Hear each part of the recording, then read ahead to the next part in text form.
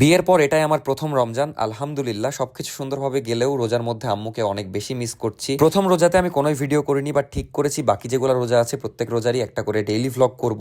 সারাদিন আমি যা যা করি সেগুলো নিয়েই। আজকের ভ্লগটা মূলত আমার দ্বিতীয় রোজা নিয়ে, দ্বিতীয় রোজায় আমি সারাদিন কি কি করলাম সেটা নিয়ে। তো চলেন আজকের ভিডিওটা শুরু করা যাক। আসসালামু আলাইকুম, আমি অর্ক। দ্বিতীয় রোজার ভ্লগ শুরু হলো আমার খাওয়া দাওয়া দিয়ে, মানে রাতে একদম পেট ভরে খাচ্ছিলাম, তারপর একটা ঘুম দিয়ে উঠলাম একদম সেহরির আগ দিয়ে। দেখতেই পাচ্ছেন চেহারা দেখে হয়তো বোঝা যাচ্ছে। তারপরে হালকা পাতলা সেহরি করে নিলাম। হালকা পাতলা বলতে আমার একটু ভালোই খাওয়ার ইন্টেনশন আছে, কিন্তু নাফিসা অনেক কম ভাত নিয়েছে দেখছি, ও একটু অল্পই খাই। যাই হোক, আমি তো একদম পেট ভরে খাওয়া দাওয়া শুরু করে দিয়েছি এখানে। মানে প্রথমে এক চালান খেয়ে তারপর আবার নিলাম, তারপর আবার খেলাম। এতটুকু ভাত খেয়ে কি লাভ? হুম, তাই অনেক বেশি হয়ে গেছে। অনেক বেশি হয়ে গেছে। খা খা, বেশি করে খা। নাফিসা এদিকে অল্প করে তরকারি দিয়ে ভাত খেয়ে আবার দুধ দিয়ে ভাত খাচ্ছিল। আমি আগে দুধ দিয়ে ভাত খাইতাম, বাট এখন কেন জানি আমার তরকারি দিয়ে ভালো লাগে। তারপরে আর কি মেন কাজ শুরু করে দিলাম, উড়াধুরা পানি খাওয়া। তারপরে পানি খেতেই আছি। এদিকে আবার দেখছি আমাদের অগি সেহরি করতে চলে এসেছে, মানে ও একটু লেট হয়ে গেছে। ওকে একটু সেহরি করাইয়া দিলাম, তারপর শুরু করলাম উড়াধুরা জগে করে পানি খাওয়া। আমার মতো এত কে পানি খান অবশ্যই কমেন্টে জানাতে পারেন। তারপরে এতই খাওয়া খেয়েছি, খেয়ে দেওয়া লড়তে পারছি না, পেট একদম এক জায়গায় বসে গেছে। তোমার ভিডিও লিখছে দেখো, বাইরে কিছু দেখাই তো যাচ্ছে না। চাবি নিয়ে এলাম।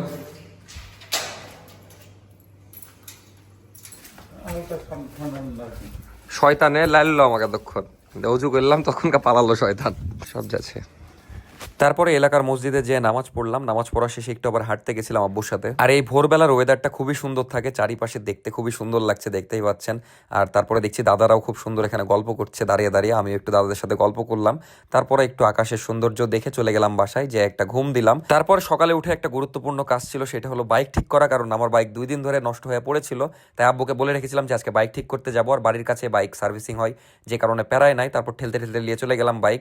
আর ঠেলা লাগলো, কারণ বাইক 2 দিন ধরে একদম নষ্ট হয়ে পড়ে আছে। নষ্ট বলতে একদম সেলফ নষ্ট হয়ে গেছে, তারপর আবার টায়ারে 2টা কাটা ঢুকেছিল, দিয়ে টায়ারও পাংচার হয়ে আছে। আর গতকাল বাইক ছাড়া বের হয়ে খুবই নিজেকে মাউর লেগেছে, মানে খুবই অদ্ভুত লাগছিল ফিলিংসটা। তাই আজকে মেন কাজই রেখেছি বাইক ঠিক করা। তারপর বাইক খোলা শুরু করে দিল। মেনলি সমস্যা তো কোথায় জানি আমরা, সেলফে। তারপরে যাই হোক, সেলফে গুতাগুতি করে সেলফও বের করে দিল। এখন সেলফেরও কি জানি হয়েছে, কার্বনে মেবি সমস্যা। তো তারপরে ওরা লাড়াচাড়া করছে, দেখছে কি সমস্যা না সমস্যা। ঘ্যাসকে ছেড়ে দেখেন, ঘ্যাসকে ছেড়ে দেখেন। সমস্যা লেগে, কিন্তু এটা সমস্যার কারণ বেশি। তারপরে দেখছি ভাই এই ছোট্ট একটা জিনিসের জন্য নাকি সমস্যা, এটাই কার্বন, এটা চেঞ্জ করলেই ঠিক হয়ে যাবে। তারপরে জাস্ট সেলফের সমস্যা ঠিক করতে প্রায় 1 ঘন্টা লাগলো। এখানে বসে বসে ঘুমাচ্ছিলাম, মানে একটু ঝিমাচ্ছিলাম। তারপরে সেলফের কাজ ঠিক হয়ে গেল, এখন থেকে একবারে আবার স্টার্ট নিচ্ছে আগের মতো, ভালোই লাগলো। তারপর আবার চলে গেলাম টায়ার ঠিক করতে। তারপরে এখানে টায়ার মায়ের খুললো, এখন ঠিক করবে, বাট আমি অত দেখবো না ভাই। আর অনেক রোদ ছিল বাইরে, রোজা থেকে এত থাকা যাবে না, তাই আমি বাসায় চলে গেছিলাম। বাসায় যে আবার 10 মিনিট রেস্টুরেন্ট নাম করে ঘুমিয়ে গেছিলাম। তারপরে বিকালে ঘুম থেকে উঠে চলে গেলাম ডিরেক্ট বাইক নিয়ে একদম ঢাকা ব্যাংকে। বাইক ঠিক হয়ে গেছে, বাট আরো ঠিক করা বাকি, যেগুলো অন্যদিন করবো, এখন আর করবো না। তারপরে ব্যাংকের কাজ শেষ করে চলে গেছিলাম আম্মুর কবর জিয়ারত করতে। আর ইফতারের 1-1.5 ঘন্টা আছে, তাই ভাবলাম যে এখানে একটু সময় কাটাই।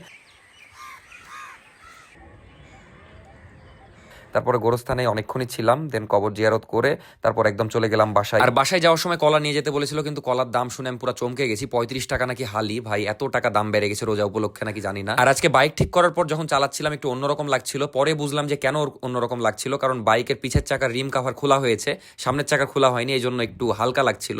আগে একটু ভারী হয়ে থাকতো, বাতাস পাস হতো না। আর বাসায় এসে দেখছি নাফিসাও নামাজ পড়ে উঠেছে, তারপরে ওকে ভালোই লাগছিল। ওকে আমি এটাই বলি যে পর্দা করলে তোমাকে বেশি সুন্দর লাগে, কিন্তু ওই বুঝতে চায় না। যাই হোক, কেমন লাগছে ফার্স্ট রমজান আমার সাথে? আলহামদুলিল্লাহ, খুবই ভালো লাগছে। খুবই ভালো লাগছে। তোমার ক্ষুধা লাগেনি? না। A few moments later. এতগুলা ফল নিয়ে কি বানাচ্ছ আজকে? ফালুদা।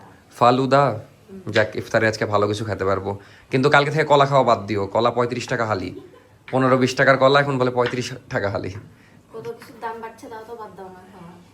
আমার বউ কত বুদ্ধিমান দেখেন, লেবুর দাম বেড়ে যাবে জানে রমজান মাসে, ওই জন্য ওই এভাবে আইস করে রেখে দিয়েছে। কতগুলো লেবু আছে এখানে? তাও তো 30টার বেশি। 30টা লেবু? ভালোই তো চালাক তুমি। এখন কি হবে এই লেবুগুলা দিয়ে? এগুলা দিয়ে শরবত পুরা ইফতার চলে যাবে নাকি, মানে পুরা রোজা? রোজা না গেলেও তো ধরো 10-15 দিনই লেবুর দাম থাকে, এরপর আবার কমে যাবে। তো ঠিকই আছে, ভালো ভালো করেছো। সবকিছু ভাবে জমায় রাখবা। কলা আগে কিনা ভর্তা করে রেখে দিতা। কলাও তো আমার শ্বশুর কিনেছিল, কিন্তু আমরা ভাবলাম কলা নষ্ট হয়ে যাবে। আব্বু অনেকগুলো কলা কিনেছিল, কিন্তু আমরা 2 দিনে সব শেষ করে দিয়েছি।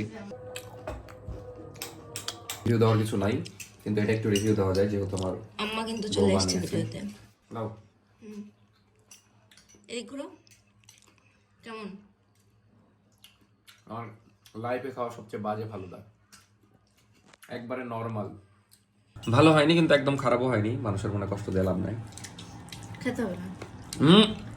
না ভালো হয়নি তাহলে খাবে কেন? জোর করে তো খেতে হবে না। কিন্তু অনেস্টলি এগুলা খাওয়ার চেয়ে এই জিনিসটা অনেক উপকারী, কারণ এখানে সব উপকারী জিনিস আছে আর এগুলা সবই ক্ষতি, মানে কোনো উপকারী নাই। তো এই ছিল দ্বিতীয় রোজার ডেইলি ভ্লগ। কেমন লাগলো অবশ্যই কমেন্টে জানাবেন। দেখা হচ্ছে তৃতীয় রোজাই, মানে নেক্সট ভ্লগে। তো ততক্ষণ সবাই ভালো থাকবেন, সুস্থ থাকবেন। আল্লাহ হাফেজ।